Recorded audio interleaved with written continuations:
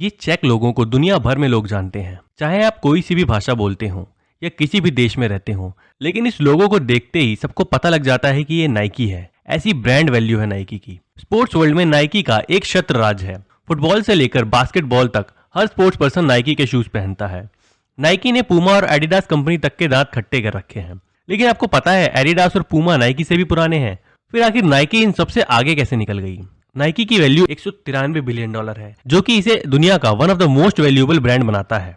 आज मैं आपको नाइकी की पूरी स्टोरी बताऊंगा। इसकी स्टोरी हमारी बाकी सारी स्टोरी से सबसे ज्यादा इंटरेस्टिंग है। इसके फाउंडर फिल नाइट ने लगातार कई सालों तक इसके लिए इतनी मेहनत की। वैसे तो कई लोगों का हाथ है नाइकी को बनाने में, पर इनमें सबसे बड़ा हाथ फिल नाइट का ही है। कहानी शुरू होती है जब Phil Knight university of Oregon में एडमिशन लेते हैं। वो पढ़ाई में तो कुछ खास थे नहीं, लेकिन उन्हें रनिंग का बहुत शौक था और वो मिडिल डिस्टेंस रनर थे। इसी दौरान वो बिल बावरमैन से मिले, जो कि एक ट्रैक कोच थे, और उन्हीं के अंडर इन्होंने ट्रेनिंग लेना शुरू किया। बिल बावरमैन एक बहुत फेमस कोच थे। उनके अंडर कई स्टूडेंट्स ओलंपिक्स में हिस्सा ले चुके थे। फिल को भी बहुत उम्मीद थी कि वो भी रनिंग के स्पोर्ट्स में आगे जाएंगे और बावरमैन जैसे कोच के अंडर ट्रेनिंग पाकर ओलंपिक्स तक पहुंचेंगे। लेकिन ऐसा नहीं हो पाया। उनके साथ के कई बच्चे आगे निकल गए और वो बहुत प्रयासों के बाद भी कुछ खास अच्छा परफॉर्म नहीं कर पाए। हालांकि बावरमैन अपने स्टूडेंट्स के लिए खुद कस्टमाइज्ड शूज बनाते थे। वो शूज के कभी रबर को कभी फोम को काट छांट कर शूज में डालते, ताकि उनके स्टूडेंट्स इन शूज को पहनकर अच्छा परफॉर्म कर पाए। लेकिन फिल का साथ किस्मत ने नहीं दिया। फिल को रनिंग करना तो पसंद था, लेकिन वो कुछ अच्छा नहीं कर पाए। उन्हें अब लगा कि जिंदगी में उन्हें कोई डायरेक्शन नहीं मिल रही। इसीलिए उन्होंने एक साल आर्मी में भी दिया। उन्हें वहां भी कोई डायरेक्शन नहीं मिली। इसके बाद 24 साल की उम्र में उन्होंने स्टैनफोर्ड यूनिवर्सिटी से बिजनेस में मास्टर्स करना शुरू किया और यहाँ उन्होंने पढ़ा कि कैसे जापानीज कैमरा ब्रांड्स ने दुनिया की सारी कैमरा ब्रांड को पीछे छोड़ दिया है। और तब उन्हें याद आया कि उनके कोच कैसे रनर्स के लिए खुद शू डिजाइन किया करते थे। फिर उन्होंने सोचा कि क्या वो भी अपने कोच के साथ मिलकर जापानीज शूज का यूज करके बाकी कंपनीज से अच्छा शूज बना सकते हैं। जापानीज उस वक्त शूज में एक्सपेरिमेंट्स कर रहे थे। वो उस वक्त अच्छी क्वालिटी के और सस्ते शूज बना रहे थे। फिल ने डिसाइड किया कि वो जापान से शूज लाकर अमेरिका में बेचेंगे और इसी सोच के साथ उन्होंने ठाना कि वो वर्ल्ड ट्रिप करेंगे और इसी ट्रिप के दौरान जापान जाएंगे ताकि अपने आइडिया को रियलिटी में बदल सकें। वो पहले कई यूरोपियन कंट्रीज घूमे, एशिया भी घूमे, हवाई गए और साथ ही ग्रीस के टेम्पल ऑफ एथीना में भी गए, जिसका नाम था नाइकी, जो कि गॉडेस ऑफ विक्ट्री को डेडिकेटेड था, यानी जीत की देवी का मंदिर। इसके बाद 1962 में वो अपने सफर की सबसे इंपॉर्टेंट जगह जापान गए। जापान के कोबी नाम की जगह में इन्होंने एक रनिंग शू ब्रांड देखा, जिसका नाम था टाइगर। ये ओनित्सुका कंपनी बनाती थी। फिल को ये शूज बहुत पसंद आया। इसकी क्वालिटी बहुत ही अच्छी थी, क्योंकि फिल खुद एक रनर थे। वो जानते थे कि एक शूज में क्या क्या क्वालिटी होनी चाहिए। ऊपर से ये टाइगर शूज प्राइस में भी सस्ते थे। फिल ने कंपनी में फोन करके टाइगर शूज के मैन्युफैक्चरर के साथ मीटिंग फिक्स करी। उन्होंने एक सूट खरीदा और एक बुक खरीदी, जिसका नाम था how to do business with the Japanese, और उसे पढ़कर जापानीज बिजनेस के बारे में जितनी नॉलेज इकट्ठी की जा सकती थी उतनी इकट्ठी की। अगले दिन जापानीज मैनेजर्स के साथ उन्होंने मीटिंग में बताया कि वो अमेरिका में एक शू डिस्ट्रीब्यूटर हैं और जापान का ये शू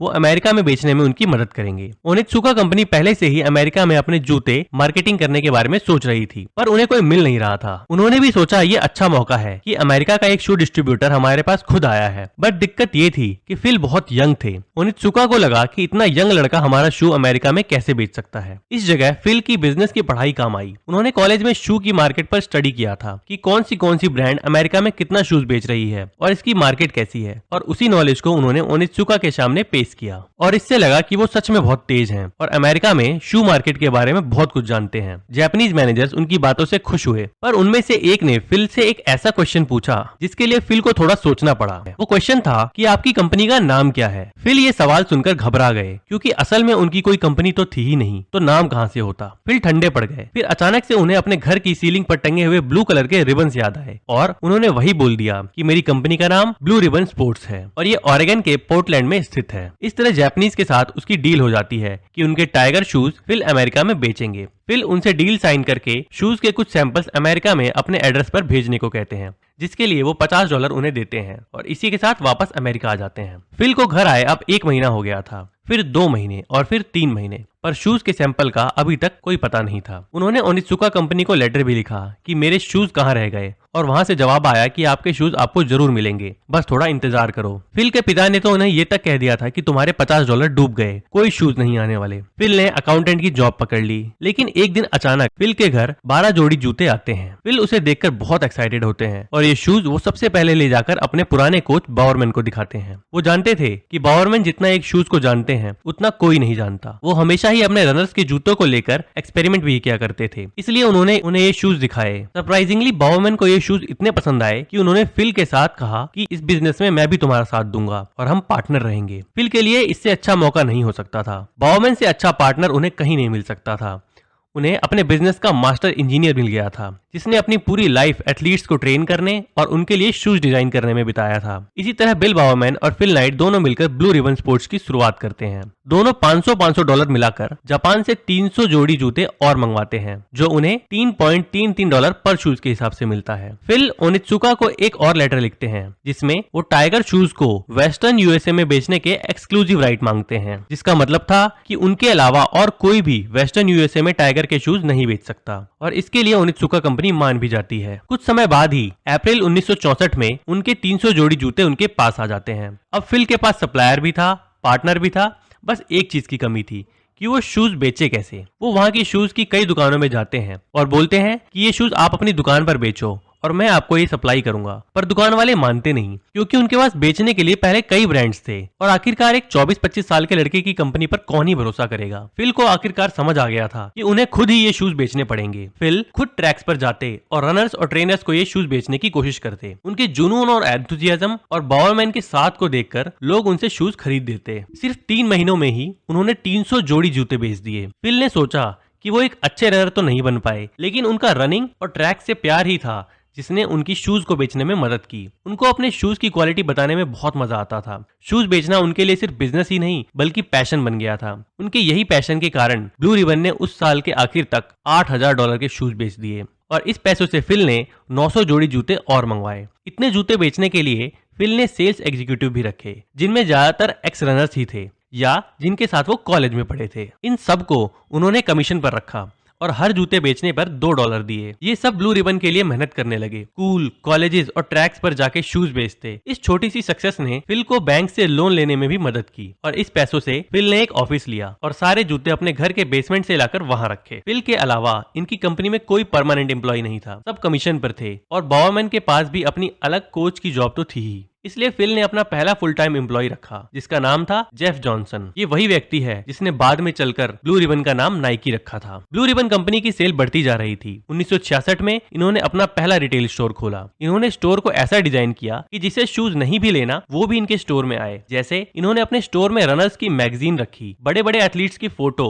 और उनके न्यूज़पेपर कटिंग लगाए। इससे उस टाइम जो भी लोग रनिंग के शौकीन थे या स्पोर्ट्स के शौकीन थे, इनके स्टोर में ही आकर स्पोर्ट्स रिलेटेड बातें करते और इनके शूज भी देखते। फिल का नया एम्प्लॉय सेल्स संभालता और बाउमैन शूज की कमियां निकालते। जैसे जब शूज की शिपमेंट इनके पास आती तो बाउमैन उसमें से एक जूते को काट छाट कर देखते और जांचते कि इसमें क्या इंप्रूव किया जा सकता है और अपनी सारी राय जापान में ओनित्सुका कंपनी को देते और वहां की फैक्ट्री अगली बार उन कमियों को दूर करके फिर जूते भेजती। ये इनकी एक परफेक्ट टीम थी। बाउमैन कई ओलंपियंस को भी ट्रेन कर चुके थे, जिसकी वजह से उनके ब्रांड का नाम अच्छा चल रहा था। उस वक्त रनिंग शूज सिर्फ रनर्स या स्पोर्ट्स पर्सन ही पहना करते थे, जॉगिंग का कोई चलन नहीं था। बाउमैन ने उस वक्त जॉगिंग पे एक किताब लिखी कि ये सभी के लिए कितनी इंपॉर्टेंट है और उनकी ये किताब 10 लाख से भी ज्यादा लोगों ने खरीदी, जिसके चलते जॉगिंग शूज की भी डिमांड बढ़ी और लोग जॉगिंग शूज ऑब्वियसली उसी कंपनी से खरीदेंगे जिसने इन्हें इसके बारे में बताया है, यानी ब्लू रिबन से। सेल्स इतनी तेजी से बढ़ रही थी कि 1969 में इन्होंने $3 लाख के जूते बेच दिए। इसके बाद फिल ने सोचा कि वेस्ट अमेरिका पे तो ये जूते बेचते ही हैं, क्यों ना पूरे अमेरिका में जूते बेचने के एक्सक्लूसिव राइट्स लिए जाएं। इसके लिए उन्होंने फिर से ओनित्सुका से टाइगर शूज को पूरे अमेरिका में बेचने का एक्सक्लूसिव राइट मांगा, जिसके लिए जापानीज ने इन्हें मना कर दिया, क्योंकि उन्हें पता था ब्लू रिबन इतनी बड़ी कंपनी नहीं है जो पूरे अमेरिका की सेल्स संभाल सके।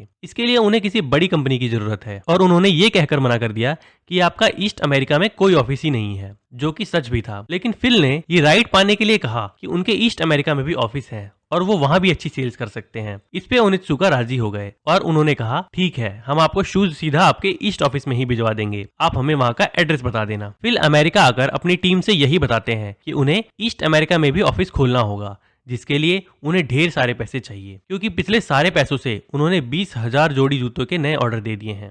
फिल ने ब्लू रिबन कंपनी के लिए एडवर्टाइजमेंट किया और लोगों से कहा कि आप इसमें इन्वेस्ट करो, ये फास्ट ग्रोइंग कंपनी है और इससे आपको इस कंपनी के शेयर्स भी दिए जाएंगे। लेकिन अनफॉर्चुनेटली उन्हें कहीं से कुछ खास मदद नहीं मिली। दरअसल फिल के पास सबसे बड़ी समस्या कैश फ्लो की आ रही थी, यानी अगर वो 100 जोड़ी शूज $3 के हिसाब से $300 के लाते हैं तो उन्हें $6 के हिसाब से बेचकर $600 कमाते हैं और वहीं 200 जोड़ी जूतों का ऑर्डर देते हैं, जिसके लिए उन्हें $600 की जरूरत थी। यानी पिछले सारे पैसों से वो नया ऑर्डर दे देते थे। इसके अलावा एम्प्लॉइज का कमीशन और शॉप का रेंट भी देना पड़ता था, तो पैसों की कमी हमेशा पड़ी रहती थी, जिसके लिए वो बैंक से लोन भी लेते और ये साइकिल हर एक शिपमेंट के सेल्स के साथ बढ़ता जाता। यानी हर शिपमेंट के बाद उन्हें एक और लोन लेना पड़ता था और उन पे लोन बढ़ता जा रहा था। अब बैंक को ये पता है कि हाँ, कंपनी की सेल्स हर साल बढ़ रही है और प्रॉफिट भी उसी हिसाब से बढ़ रहा है, लेकिन बैंक ये भी देखता है कि कंपनी के पास लिक्विड कैश बिल्कुल नहीं और इसके अलावा कोई और ऐसा एसेट भी नहीं कि जिसे कभी अगर ये कंपनी की सेल्स बंद हो गई या इनका कोई लॉस हो गया तो अपना लोन वसूला जा सके। इसलिए अब बैंक्स ने भी इन्हें लोन देने से मना कर दिया था। लेकिन फिर भी फिल स्ट्रगल करते रहे, दूसरे बैंक्स के पास जाते, दोस्तों रिश्तेदारों से पैसे लेकर बिजनेस चलाते रहे। ब्लू रिबन के शूज जितनी तेजी से बिक रहे थे उतनी तेजी से उनके पास आ नहीं रहे थे। यानी ओनित्सुका कंपनी उनकी शिपमेंट देने में देरी कर रही थी। और तो और बिल बाउमैन जो शूज में कमियां बता रहे थे, अब ओनित्सुका कंपनी वो भी उन्हें ठीक करके नहीं दे रही थी। उन्होंने सोचा कि जापान जाकर कंपनी से दोबारा बात की जाए और एक नया डील बनाया जाए ताकि उन्हें ज्यादा तेजी से शूज सप्लाई किया जा सके और उनकी मांगी हुई शूज में चेंज की डिमांड को भी पूरा किया जाए। जब वो मीटिंग के लिए ओनित्सुका कंपनी गए तो वहां इस कंपनी के नए रिप्रेजेंटेटिव कितामे ने उनसे कुछ अलग ही बात कही। उन्होंने कहा कि आपकी सेल्स बहुत खराब जा रही है और हम अब आपको शूज नहीं देंगे, जिससे फिल बहुत चौंक गए क्योंकि उनके हिसाब से तो ओनित्सुका के शूज को यूएस में कोई जानता ही नहीं था और उन्होंने ही उनके शूज को वहां इतना पॉपुलर करा है। फिल ने उनको अपना पूरा डेटा दिखाया कि पूरे अमेरिका में 70% रनर्स ओनित्सुका के शूज ओन करते हैं और वो सब ब्लू रिबन कंपनी के डिस्ट्रीब्यूशन के कारण। कितामे ने फिर भी उन्हें साफ मना कर दिया। फिल को कितामे पर शक होने लगा कि वो ऐसा क्यों कर रहे हैं। थोड़ी जांच पड़ताल करने पर उन्होंने पाया कि ओनित्सुका कंपनी चुपके से अब नए डिस्ट्रीब्यूटर्स ढूंढ रही है ताकि वो ब्लू रिबन कंपनी को अपने रास्ते से हटा सके। वो अमेरिका के किसी बड़े डिस्ट्रीब्यूटर को ढूंढ रहे थे ताकि उन्हें अपनी कंपनी के राइट्स दे सकें। फिल ने जब कितामे से ये सच साफ किया तब कितामे ने साफ कह दिया कि या तो ब्लू रिबन कंपनी का 51% शेयर दो, हम तभी तुम्हें अपने शूज बेचने का राइट देंगे, वरना कुछ भी नहीं मिलेगा। जिसपे फिल बहुत नाराज हुए और उन्होंने ये ऑफर ठुकरा दिया। अब फिल अमेरिका आकर सोचने लगे कि इतनी बड़ी डिस्ट्रीब्यूशन कंपनी उन्होंने खड़ी की, यहाँ तक कि बाउमैन ने ओनित्सुका के जूते के डिजाइन भी चेंज किए और अच्छे किए, लेकिन फिर भी उनके साथ आज ये हो गया। लेकिन फिल ने हार नहीं मानी और इसे पॉजिटिव तरीके से देखा। उन्होंने सोचा क्यों ना डिस्ट्रीब्यूशन से अच्छा वो सीधा खुद के शूज बनाना शुरू करें। बाउमैन तो थे ही इतने बड़े शूज डिजाइनर और इंजीनियर और वो सेल्स में खुद माहिर थे। इसके ऊपर से उनके पास अमेरिका में अब इतना बड़ा डिस्ट्रीब्यूशन नेटवर्क हो गया था, तो दूसरों के ब्रांड से अच्छा खुद का ब्रांड बनाया जाए। फिल ने सारी बात अपनी टीम से कही। शूज के लिए वो जापान से दूसरी फैक्ट्रीज में जाकर शूज बनवाने लगे। इस बार उन्होंने एक मैन्युफैक्चरर नहीं चुना बल्कि कई सारे मैन्युफैक्चरर्स रखे ताकि इन्हें पहले जैसी दिक्कत ना आए। जिस डिजाइन के शूज उनके पहले से बिक रहे थे, इन्होंने उससे भी अच्छी क्वालिटी के शूज बनवाने का ऑर्डर दिया। फिल ने अपनी का नाम भी बदलने की ठानी, जिसके लिए उनके फर्स्ट एम्प्लॉय जेफ जॉनसन ने एक नाम सजेस्ट किया जो था नाइकी, और इसका लोगो इन्होंने एक कॉलेज स्टूडेंट से मात्र $35 में डिजाइन करवाया। इसके बाद 1971 में ऑफिशियली नाइकी कंपनी पूरे जोर शोर से बढ़कर अपने डिजाइन और ब्रांड के जूते बनवाने और बेचने लगे और साल के आखिर तक इन्होंने $1 मिलियन की सेल करी। नाइकी पूरी दुनिया में फेमस होने लगा। इन्होंने बड़े बड़े सेलिब्रिटीज के साथ टाई अप किया और लोग इनके शूज को जानने लगे। 1974 में इन्होंने $14 मिलियन की सेल की और अगले ही साल इसकी भी डबल $28 मिलियन की सेल करके अपना ब्रांड फेमस किया। टाइगर वुड्स से लेकर माइकल जॉर्डन तक इन्होंने सारे बड़ी सेलिब्रिटीज को खुद से जोड़ा। इनका एडवर्टाइजमेंट का तरीका इतना बेहतर था कि लोग सिर्फ स्पोर्ट्स की तरह ही नहीं बल्कि नाइकी को फैशन मानने लगे। 1980 में नाइकी शेयर मार्केट में भी लिस्ट हो गई, जिससे इनकी कैश फ्लो की दिक्कत भी खत्म हो गई। और क्योंकि उस वक्त फिल नाइकी के 40% शेयर ओन करते थे, उसकी वजह से फिल का नेटवर्थ भी अच्छा खासा बढ़ गया। उस टाइम के बाद से नाइकी आज तक पीछे नहीं गया। इन्होंने शूज ही नहीं बल्कि स्पोर्ट्स रिलेटेड सारे कपड़ों की लाइनअप निकाली। आज नाइकी दुनिया का सबसे बड़ा स्पोर्ट्स एपरल ब्रांड है और इसकी वैल्यू $193 बिलियन है और वहीं फिल नाइट $41 बिलियन के मालिक हैं। ये थी कहानी परसिस्टेंस, रेजिलियंस और करेज की। फिल नाइट सच में ही बहुत इंस्पायरिंग इंसान है। तो आज ये वीडियो यहीं खत्म करते हैं। आई होप आपको ये वीडियो अच्छी लगी होगी, तो please do like this video and subscribe our channel. Thank you.